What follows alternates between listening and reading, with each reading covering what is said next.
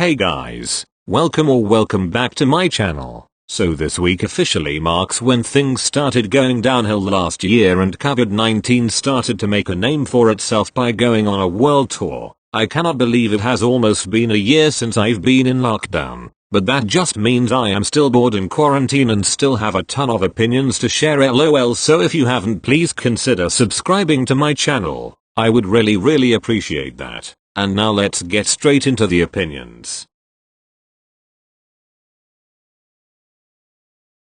Disclaimer before I move on, this is in no way blaming Rosé or implying anything negative about Blackpink as a group. This is all on YG. Anyway, so the teaser for Rose's solo was released on the 25th of January, and everyone assumed that was D6 because it lined up perfectly with the end of the month, and she was also going to perform it on their online concert, The Show. But now it's literally been a month and there is no sign of the solo anywhere. Some blinks thought it would come out on or around Rose's birthday, but that is long gone too. So what's with the delay then? I don't mean to sound demanding or anything, but this is nothing else but YG thinking their stupid dragging the release strategy is going to keep people on their toes and make them want to stick around. Sorry to burst your little bubble, but it is really getting old, and blinks are getting tired of being told things but then absolutely nothing happens. People will not stick around anymore. Their online concert was proof of that. For the amount that Blackpink are hyped up and for the level of their popularity, a lot more viewers were expected than the amount that showed up. It was even more shocking to see because the tickets for the show were actually reasonably priced, but the numbers of people that attended was still underwhelming. In terms of the MV release for the solo, some people might be like, oh, but what if something happened and Rosie is not ready to release the music video blah blah. LOL, that literally makes zero sense. She performed the song live in their online concert and literally hundreds of thousands of people saw it. The diversity of scenes in the teaser implies that the music video has been filmed a long time ago. If there was a reason it was being so delayed, they should have at least released a statement saying something instead of being like, oh, blinks are used to waiting so it'll be fine. Whatever. But they didn't, which clearly tells me it's YG thinking their stupid ass waiting and dragging strategy is going to draw more attention to the solo or something. If they don't stop this, Blackpink's career will go downhill and no one wants that, especially in the last 3 years they have left before they disband. The trainee life takes away a lot of things from people that they likely didn't even consider to be privileges before. Eating whatever they want whenever, going out wherever they want, attending school with your friends and going through the schooling experience like everyone else, spending time with your family, etc. It is rigorous, tough, mentally and physically draining, and I would say the worst thing about it is the fact that it doesn't even guarantee your debut. But I still like it, and here's why. When you train with a group of people that share your dream and understand your passion, all of you are working towards the same goal together. Not only does that motivate you to work harder, but you likely end up with lifelong friends out of the process and make incredible bonds with people, whether you end up debuting or not. Yes, the rules are strict and the trainee life is quite restrictive, but in addition to what I just mentioned, you also make incredible memories, and come out a stronger, harder working, more resilient, more driven, and more determined person. Yes, this definitely isn't the case all the time, but every single thing in the world has outliers and exceptions. I think the trainee life is what makes K-pop special. Just like Jennie said in Light Up the Sky, it's the things you go through with all these people that share your dreams and truly understand you that makes it worth it, and absolutely priceless in my opinion.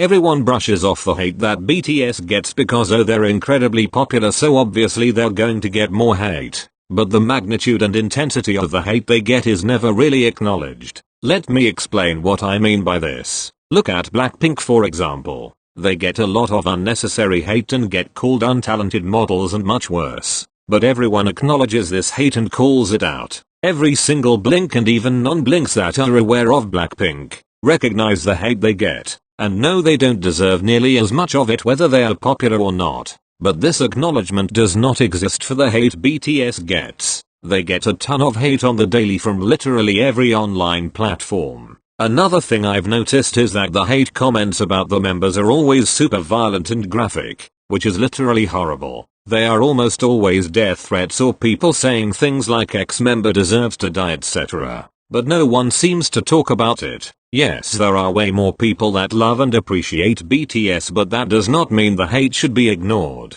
Don't focus on the hate, but don't ignore it either. There are tons of opinions that are basically hate in disguise all over the internet, and I have seen this especially when it comes to BTS more than any other group. Hate is a problem, and you can't deal with a problem by ignoring it and hoping it will go away, period. Also, just to clarify, I didn't bring Blackpink into the picture to compare them to BTS. I just wanted to provide an example for how hate should be acknowledged without letting it overshadow the positive, and I thought Blackpink was a good one. Honestly, this one is pretty self-explanatory, but a lot of people don't seem to get it. If you are not Korean, then your opinion on whether BTS should enlist in the military or not is invalid. Period. It is not your country. It is not your decision. It is not your right to be pissed off if they choose to go or not to go, no matter how much they have contributed to the boost in Korea's economy or whatever else it may be. Just support the boys in whatever decision they make and stay out of it.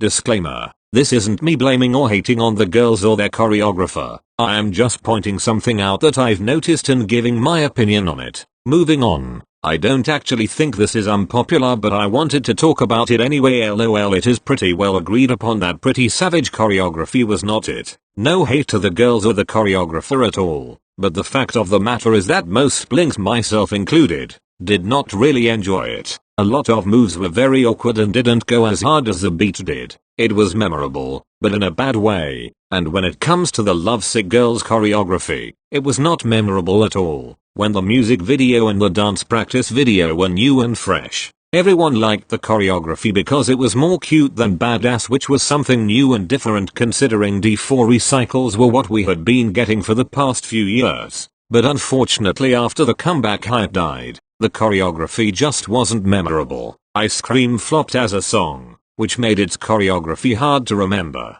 and things have just been going downhill since D4. I personally liked the D4 choreography, but a lot of people didn't because it wasn't as dynamic, fun, and memorable as their previous chorus, like Boom Bear, Playing with Fire, and As If It's Your Last or Chef's Kiss. Certain moves in the choreographies are so iconic and fun to do and will never be forgotten, but none of their new choreographies have that element anymore. This is unfortunate, and I hope things change with their next comeback. The album was definitely a step up overall, so I hope things are only going to continue to go up from there.